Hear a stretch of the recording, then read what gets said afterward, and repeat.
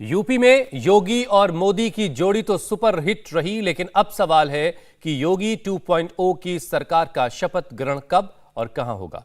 इसी पर मंथन करने के लिए आज योगी दिल्ली पहुंच रहे हैं, जहां वो नए कैबिनेट को लेकर पीएम अमित शाह और जेपी नड्डा समेत कई नेताओं से मुलाकात करेंगे।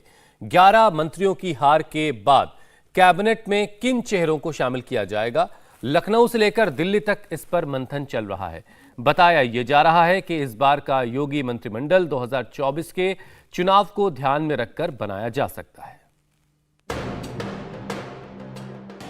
लखनऊ की लड़ाई योगी आदित्यनाथ बड़े मार्जिन से जीत चुके हैं और अब यूपी में योगी की सरकार बनाने की कवायद तेज है। लखनऊ में योगी की सरकार, उनकी कैबिनेट कैसी होगी, इसे लेकर आज दिल्ली में मंथन होगा और इसी मंथन में हिस्सा लेने के लिए खुद योगी आदित्यनाथ का आज दिल्ली आगमन है।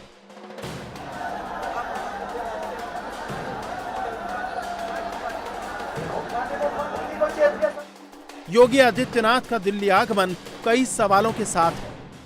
मसलन योगी 2.0 सरकार की शपथ कब होगी, शपथ समारोह यानी योगी का राज तिलक कहां और कैसे होगा, मंच पर कौन कौन होंगे, किन नए चेहरों को योगी कैबिनेट में शामिल किया जाएगा, किन का पत्ता कटेगा। मतलब ये कि योगी आदित्यनाथ सरकार के दूसरे कार्यकाल का ब्लूप्रिंट आज दिल्ली में तय हो सकता है और ये सब तय होगा आज उनकी बीजेपी के तमाम दिग्गजों के साथ होने वाली मुलाकात और मंथन के बाद। सुबह 11 बजे योगी रक्षा मंत्री राजनाथ सिंह से मिलेंगे। आधे घंटे बाद सुबह 11:30 बजे वो पार्टी अध्यक्ष जेपी नड्डा से मिलेंगे। प्रधानमंत्री मोदी से उनकी मुलाकात शाम को तय है, लेकिन इसके बीच वो गृह मंत्री अमित शाह और धर्मेंद्र प्रधान समेत संगठन के बड़े पदाधिकारियों से भी मिलेंगे। योगी के अलावा यूपी बीजेपी अध्यक्ष स्वतंत्र देव सिंह और संगठन महामंत्री सुनील बंसल भी आज दिल्ली में रहेंगे। यानी आज से दिल्ली में यूपी संगठन के साथ बैठकों का दौर शुरू हो जाएगा, जिसमें न सिर्फ नए मंत्रिमंडल पर चर्चा होगी, बल्कि मैनिफेस्टो में किए गए वायदों को पूरा करने का पूरा प्लान भी बनेगा।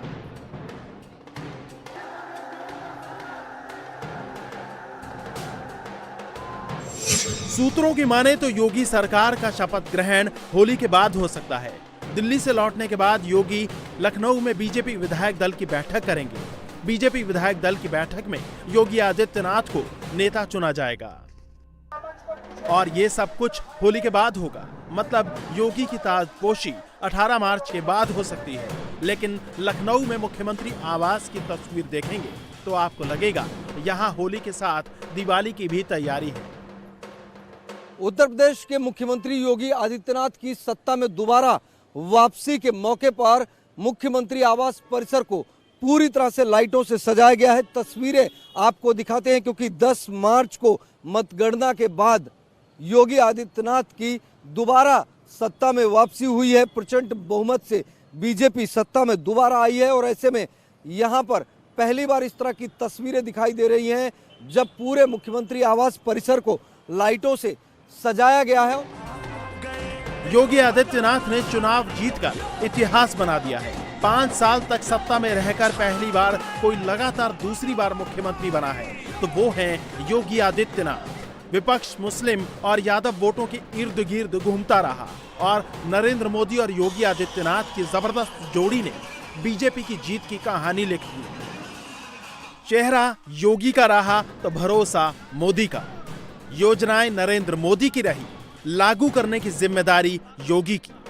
जनता का जबरदस्त विश्वास वोटों में तब्दील हो गया, लेकिन इसके बावजूद योगी के 11 मंत्रियों को जनता ने विधानसभा से बाहर का रास्ता दिखा दिया।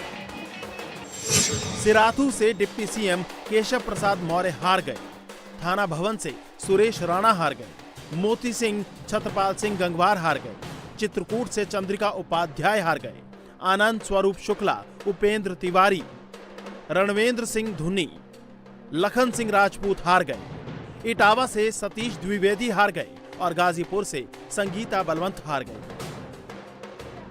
अब सवाल है कि किन चेहरों को मौका मिलेगा, कौन है जो अगले 5 साल तक नरेंद्र मोदी और योगी के जादू को आगे बेअसर नहीं होने देगा, क्योंकि इस बार की मोदी योगी मैजिक के आगे राजनीति के कई तिलिस्म टूट गए हैं।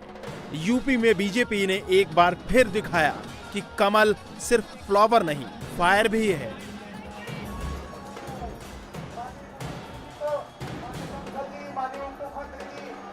प्रदेश अध्यक्ष जी लड्डू खिलाकर के खुशियों का त्योहार। 11 मंत्रियों की हार की वजह से एक बड़ा सवाल भी खड़ा हो गया है कि कैबिनेट में योगी के साथ आगे कौन कौन होगा। योगी सरकार 2.0 कैसी होगी, इसका सबको इंतजार है, क्योंकि यूपी में योगी की दूसरी सरकार के बिसात 2024 के लड़ाई को साधते हुए बिछाई जाएगी। ऐसे में कई नए चेहरों को जगह मिल सकती है। इस बार ओबीसी चेहरे के रूप में उत्तर प्रदेश बीजेपी अध्यक्ष स्वतंत्र देव सिंह को बड़ी जिम्मेदारी दी जा सकती है। उत्तराखंड की पूर्व राज्यपाल बेबी रानी मौर्य भी इस बार दलित चेहरे के रूप में आगरा से उम्मीदवार थी। वो न केवल खुद जीत कर आई हैं, बल्कि आगरा की सभी 9 सीटें बीजेपी की झोली में गई हैं। ऐसे में इसका इनाम बेबी रानी मौर्य को मिल सकता है। उनके साथ दलित और महिला फैक्टर दोनों जुड़े हैं। पूर्व आईपीएस असीम अरुण और ईडी में अधिकारी रह चुके राजेश्वर को भी मंत्रिमंडल में जगह मिल सकती है। नोएडा से करीब 1,80,000 वोटों के साथ जीतने वाले रक्षा मंत्री राजनाथ सिंह के बेटे पंकज सिंह को भी मंत्रिमंडल में जगह मिल सकती है। नितिन अग्रवाल भी मंत्रिमंडल में नजर आ सकते हैं। हरदोई से समाजवादी पार्टी के विधायक रहे नितिन अग्रवाल को पिछली विधानसभा में बीजेपी ने डिप्टी स्पीकर बनाया था। इस बार बीजेपी से विधायक बने हैं। ऐसे में उनके भी मंत्री बनाए जाने की चर्चा तेज है।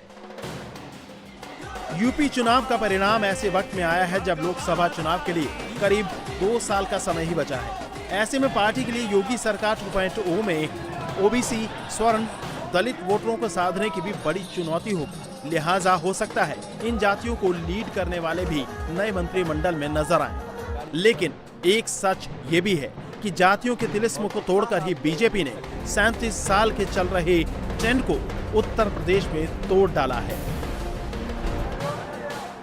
इंडिया टीवी हर वक्त हर जगह डाउनलोड करने के लिए सर्च करें India TV news Google play store या ऐप स्टोर पर।